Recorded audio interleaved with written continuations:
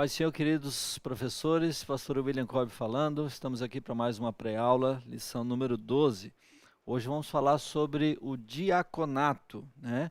Não deixe de compartilhar esse vídeo, não deixe de curtir o vídeo, se inscreva no nosso canal, ative o sininho para que você esteja sempre a par quando novos vídeos forem lançados, amém? Então hoje vamos aprender sobre o diaconato. O texto áureo traz o seguinte: porque os que servirem bem como diáconos adquirirão para si uma boa posição e muita confiança na fé que há em Cristo Jesus. Está lá em 1 Timóteo capítulo 3, versículo 13. Verdade prática: embora o diaconato seja um ministério específico, a diaconia é uma missão de todo crente. Isso aqui é muito importante você frisar com o teu aluno. A diaconia é missão de todo crente. Nós já vamos aprender um pouco mais sobre isso à frente.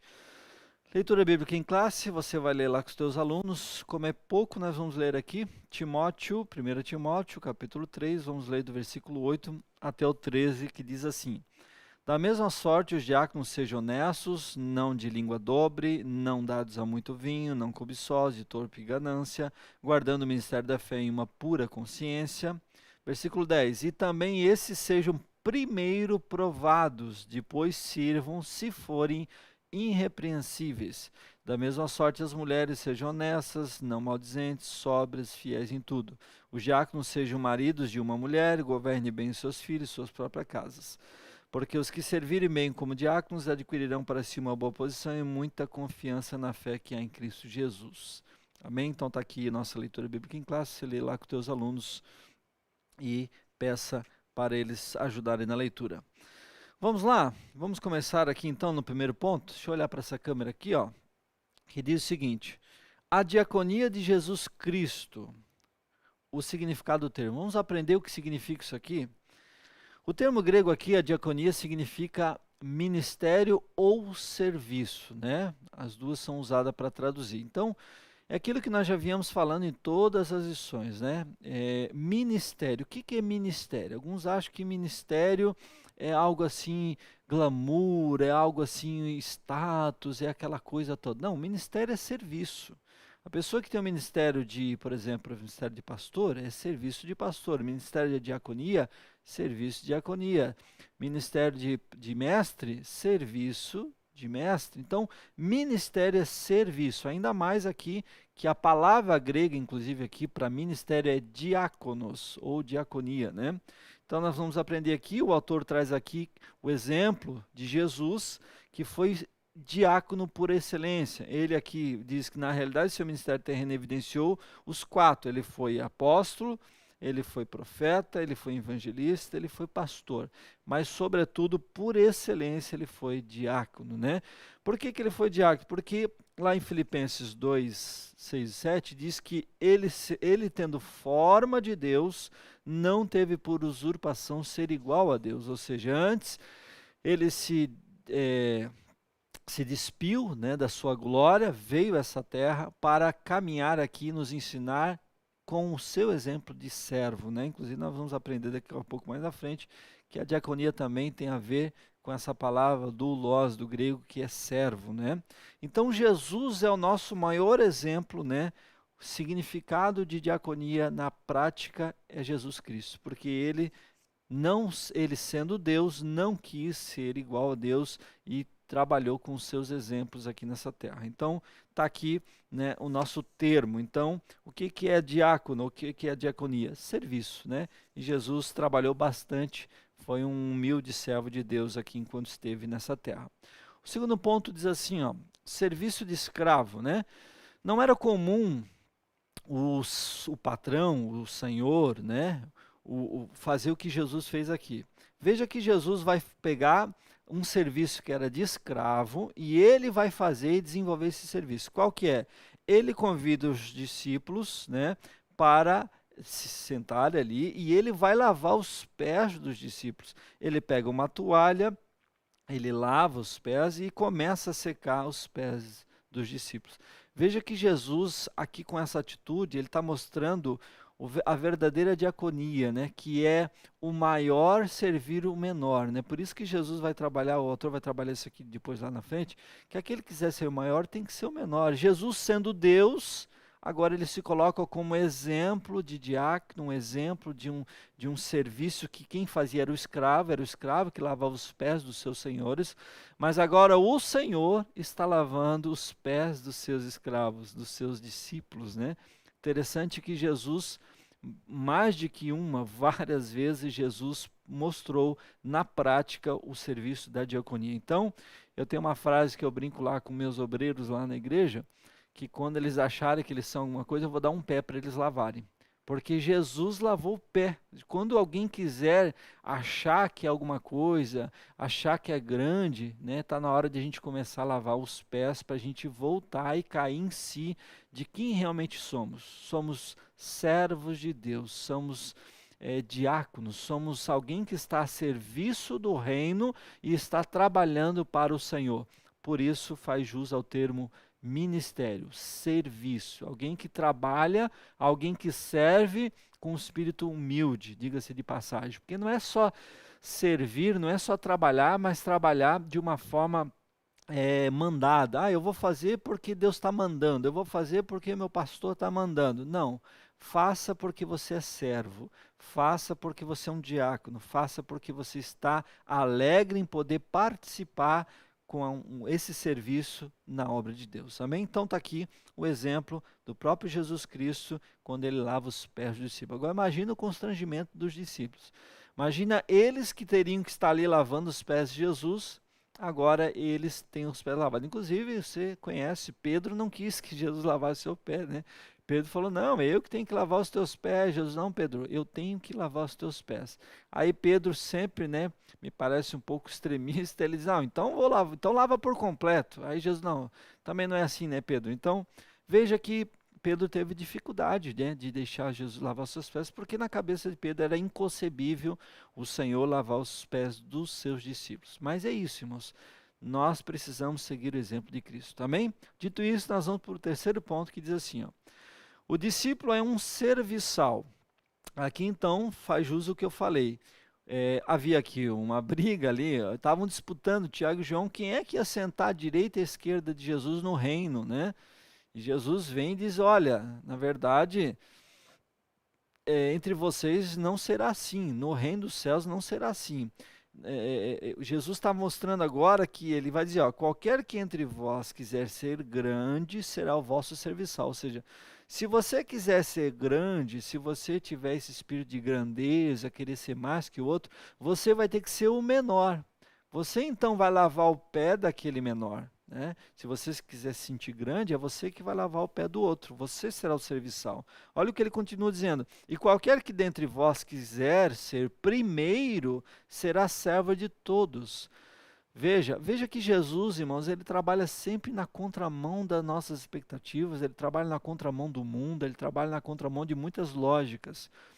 Pô, o primeiro tem que ser o primeiro. Não, o primeiro tem que ser o último. Se você quer ser o primeiro, você vai ter que ser o último. Se você quiser ser grande, você vai ter que ser pequeno. Se você quiser ser servido, você vai ter que servir. Veja que Jesus, ele era incrível, né? Porque com isso ele mostra que de fato nós precisamos ser diáconos, precisamos ser servos, precisamos de fato servir em amor e sempre com humildade, né? Então Jesus dá o exemplo dizendo, não, vocês vão ter que, no meu reino não vai ser assim, vocês de fato, aquele que quiser ser grande vai ser pequeno. Ele continua dizendo, porque o Filho do Homem também não veio para ser servido, mas para servir e dar a sua vida em resgate de muitos. Agora Jesus está apontando para ele mesmo, está dizendo que ele não veio para ser servido. Veja que, às vezes, por isso que é inconcebível essa ideia para muitas religiões, inclusive para os judeus. É inconcebível que um Deus tão grande desse, como eles creem num Deus tão grande, né, que descansa os seus pés sobre a terra, conta as estrelas, né, e dá nome a elas. Como é que um Deus tão grande desse vem materializado em Cristo, em Jesus, e ainda na condição de servo, na condição de alguém que vai ser crucificado, na condição de alguém que vai apanhar, na condição de alguém que está servindo os seus alunos, seus discípulos? E Jesus diz que, e ele aponta para ele mesmo, o Filho do Homem também não veio para ser servido, mas para servir. Aí a pergunta é, se Jesus não quis ser servido, mas antes serviu, por que que eu e você às vezes queremos ser servido e não queremos servir? Por que que às vezes nós não entendemos o que que é o diaconato? O diaconato é isso, é você servir o teu próximo, é você estender a mão, é você trabalhar em prol daquela vida ou daquele reino, né? Então Jesus fez isso. Então o maior exemplo está aqui novamente de Jesus. Ele sendo Deus, não quis ser servido, antes serviu, inclusive dando a sua vida na cruz pelo resgate de muitos. Amém? Então está aqui mais um exemplo de Jesus sobre o discípulo é um serviçal. Vamos para o segundo ponto que diz assim, ó, a instituição dos diáconos, o conceito da função. Veja o que diz aqui, ó. Vamos entender o conceito. O conceito aqui é aquilo que nós já falamos lá no início, mas aqui agora ele traz algo novo, que é a questão do servo, né? Então, quem que era o diácono nesse momento? Era um voluntário que então fazia trabalhos domésticos, né? Está aqui, ó, aquele que presta trabalhos voluntários, aludindo aos exemplos dos criados domésticos dos tempos do Novo Testamento. Então aqui o termo, né, a palavra grega relaciona aqui diácono é doulos. Então uma palavra que se assemelha, né, à diaconia é a palavra doulos, né, que significa servo ou escravo, né? Então veja que o diácono é um servo, né? Na raiz da palavra, no extremo um escravo, né? Mas como eu disse, não é alguém que é obrigado, né? Lembra daquela história do escravo da orelha furada, quando dava o tempo para ele poder ir embora, ele falava com o seu patrão, falou, não, eu gostaria de ficar. Então o seu patrão ia lá e colocava uma marca em sua orelha, como dizendo, você é um escravo, porém um escravo livre, né? Você quis ficar servindo. Então é nesse sentido que nós somos diáconos, nós somos escravos, nós somos servos, mas fizemos por amor, não fizemos obrigados. Por isso que o nosso coração precisa estar naquilo que a gente faz. Por isso que nós temos que ter gratidão a Deus e entender que é um privilégio, é uma honra poder trabalhar no reino de Deus, né? Então se torna um servo, um escravo, mas um servo que ele não está obrigado, sobretudo ele está ali porque entende e tem uma gratidão muito grande pelo Senhor Jesus, né? Então ele é um voluntário, ele é um ministro, ele é um servo que está ali assistindo ou dando assistência para pessoas, né? E daqui a pouco nós vamos entender um pouco mais sobre o que ele faz dentro da igreja. Amém? Dito isso, nós vamos para o segundo ponto, que diz assim, ó, a origem do diácono, né, ou do diaconato, né? Então, aqui se instituiu o diaconato porque os apóstolos estavam imbuídos do sentimento de estar indo, desbravando lugares e pregando a palavra, então eles tinham que cumprir o ID de Jesus, então eles estão indo, eles estão implantando igrejas, eles estão pregando, eles estão viajando para lá e para cá, em vários lugares, fazendo com que o evangelho chegasse ao máximo de pessoas. Mas com o crescimento da igreja, sobretudo em Jerusalém, começou-se então a haver a necessidade de assistir, né, de uma forma que eles não estavam podendo assistir as viúvas, sobretudo as hebreias e as de linguagem grega, né? As que falavam hebreus e as que falavam grego, né? Então veja que eles não conseguiam dar atenção, logo então eles vão instituir esses diáconos, essas pessoas que enquanto os apóstolos estão indo pregar, estão indo a campo, esses homens ficam e então estão servindo as viúvas, estão cuidando da parte social da igreja, vamos assim dizer.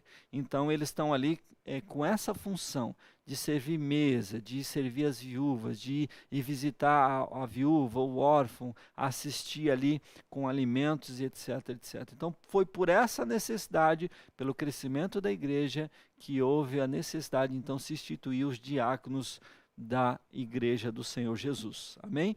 Então, foi por isso que eles surgem. E aqui uma ressalva, Estevão era um diácono que servia a mesa, Estevão era um diácono que servia as viúvas, que cuidava das viúvas, sobretudo Estevão também pregava a palavra. E com isso, quem sabe, alguns podem perguntar, então o diácono ele vai só servir mesa, o diácono vai só assistir ali as viúvas, vai cuidar da parte da assistência social, vai fazer os trabalhos da igreja, o diácono não pode pregar? Não. É óbvio que pode pregar, né? A pregação é para todos aqueles que foram chamados a pregar o evangelho, né? Mas, sobretudo, a função particular, específica deles era servir a parte da assistência social na igreja, cuidar dos trabalhos, né? E no caso da igreja primitiva, cuidar especificamente das viúvas. Mas eles também pregavam a palavra quando tinham as suas oportunidades, como é o caso do próprio Estevão, né? Amém? Então, dito isso, nós vamos então para o terceiro ponto, que diz a escolha dos diáconos, né? Então, como é que se deu essa escolha?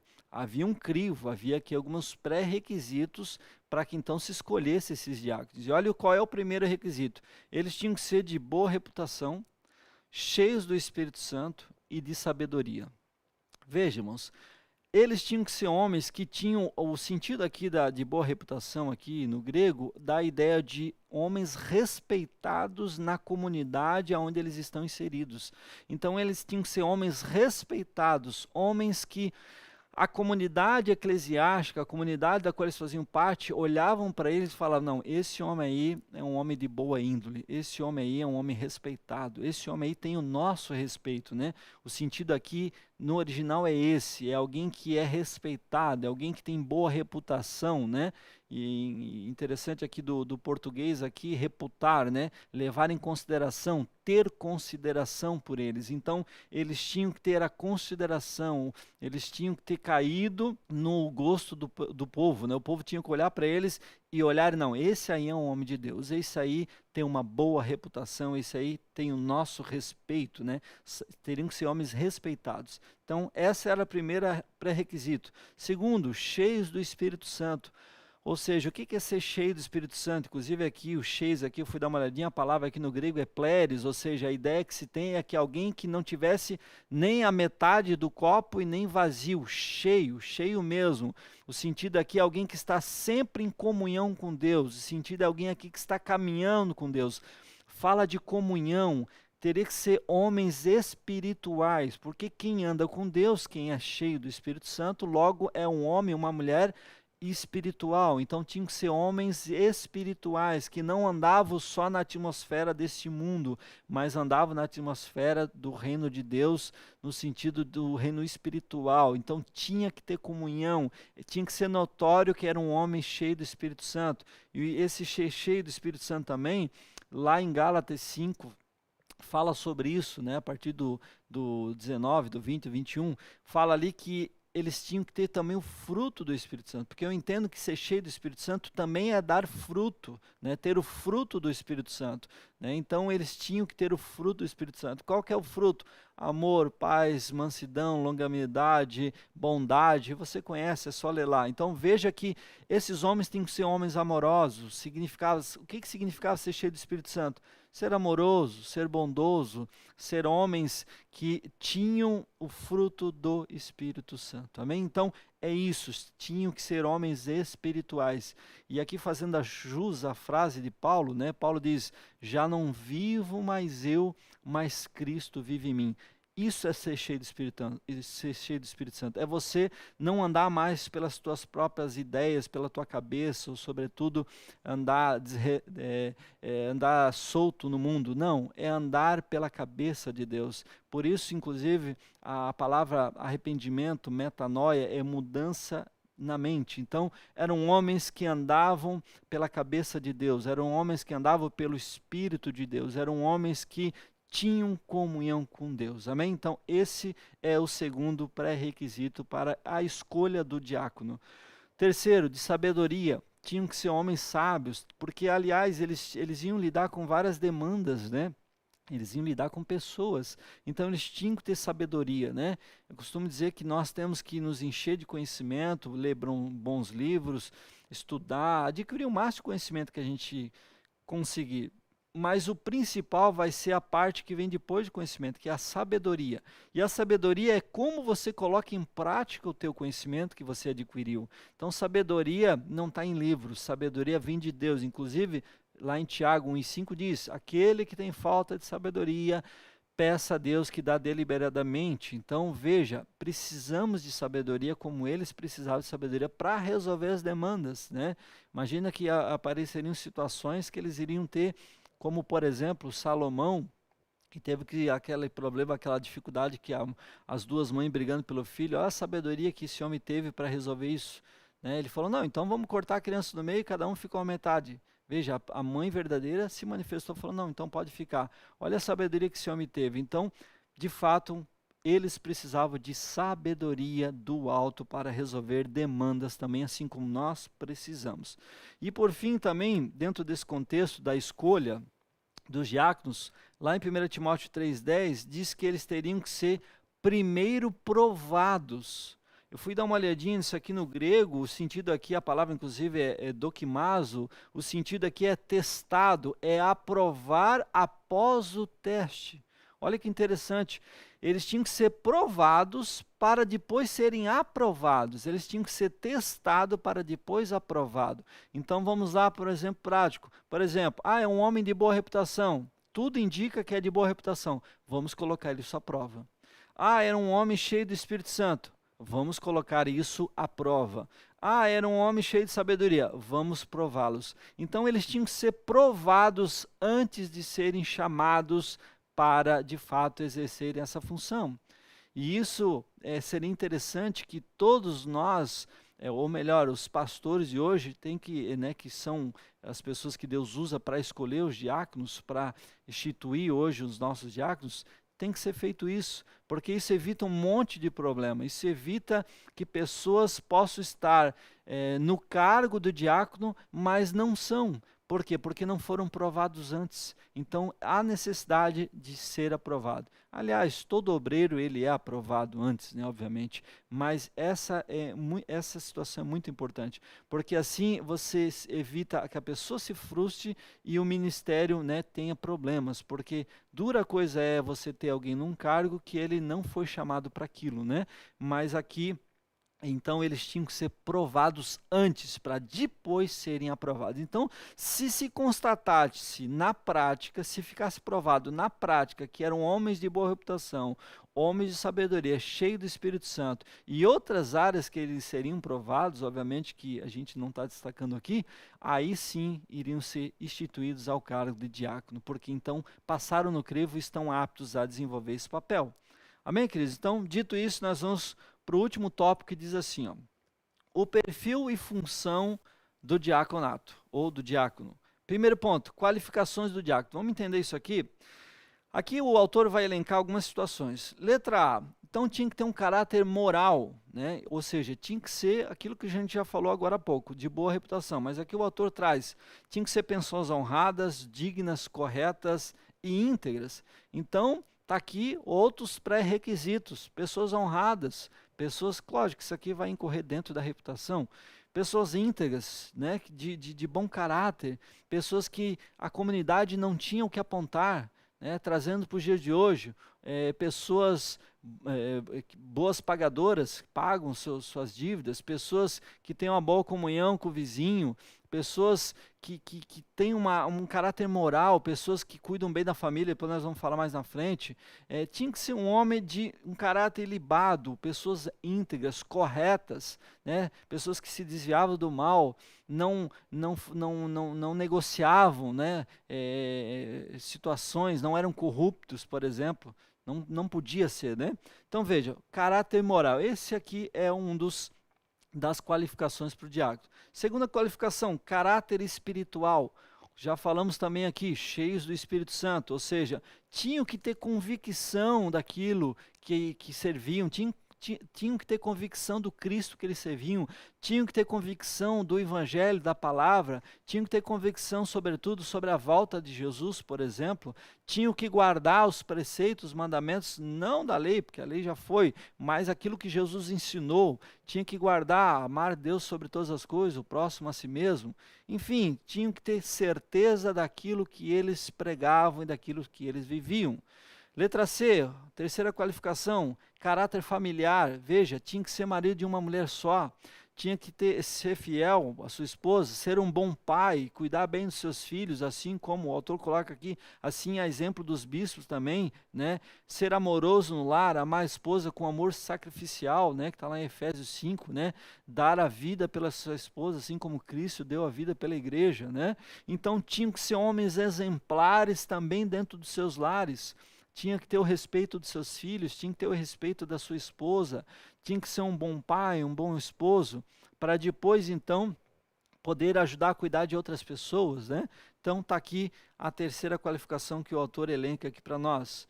E dito isso, nós vamos para o segundo ponto, a função dos diáconos em Atos. Então aqui a função qual que era? Já falamos um pouquinho, era assistir as viúvas. Eles tinham então que cuidar da parte social, eles tinham que socorrer as viúvas, tinham que ir lá alimentá-las, tinham que cuidar delas, aconselhá-las, quem sabe, né? Eles não podiam permitir que houvesse as injustiças, eles trabalhavam contra as injustiças sociais, né? Então eram homens que estavam ali prontos para servirem a parte social da igreja, a parte social deles.